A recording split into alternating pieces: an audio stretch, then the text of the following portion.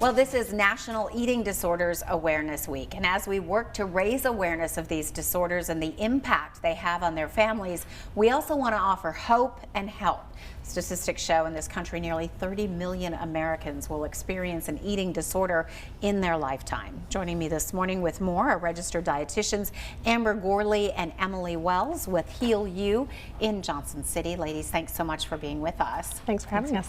Well, important to take time out. I know one of the things as we were researching this topic is that we still see eating disorders, but we're seeing them in younger and younger students. Yeah, so I definitely have seen that over the years. I've been practicing for over a decade, and the age is definitely getting younger as far as what we have referrals coming into our office for. I think actually the youngest was about 3 years old.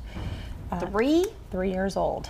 Oh my goodness. So as we do, is it social media? Is it parents that are also nervous about, we do want our kids to be healthy, so we want to promote that. I guess there's like that fine balance. There is a balance, and I think like most things, there's not a black and white answer, right? We see maybe some parents that have some of their own eating issues that they're bringing in and not really realizing that they're passing onto their kids. Genetics plays a huge role in the development of eating disorders. So a mom could be completely recovered, or it could have been a grandparent that had an eating disorder, and then all of a sudden that shows up in a child, and the mom really hasn't done anything, but it's just starting to present, and that's genetics. Yeah, and the good news is there's treatment, there's help, there's identifying, but there's that first step of really understanding.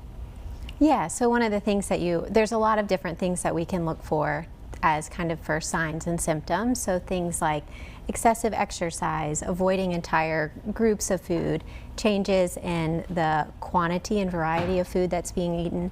We can see some unexplained weight loss, but eating disorders take on, it can be seen in all different sizes and shapes of bodies. What is one of the things, I think, you're kind of walking on eggshells when you don't want to, attack somebody with, why are you not eating? What can you do that shows care and concern to address it, but not push them further away?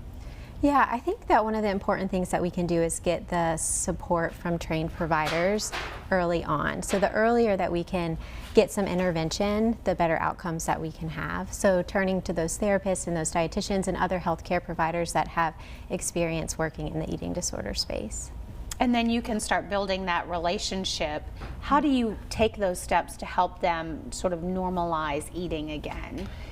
If we catch it early on, which is ideal, it is much easier to provide some education and really just do some myth busting. A lot of these kids are on social media, they're around their peers, maybe they have some uneducated providers, or not providers, but coaches and people making suggestions around food that aren't based in science or facts. And so just by providing some gentle education on here is what your body needs, maybe doing some actual metabolic testing and showing these young children that their calorie needs are in the 2,000, 3,000 range, and just giving them some of that data and taking some of that fear away of this is how fat works in your body, this is why it's important, or this is how carbs work in your body, and this is why it's important, gives them permission to start bringing those foods back in, because now they're informed, right? They have that evidence behind why they're doing what they're doing. Yeah, it certainly empowers them to make those choices. Well, thank you so much for joining us. Such an important topic, an important week to really raise awareness. If you have questions, you have concerns, you would like more information, we've got that number right there on your website. You can get a hold of these ladies at healyouwellness.com.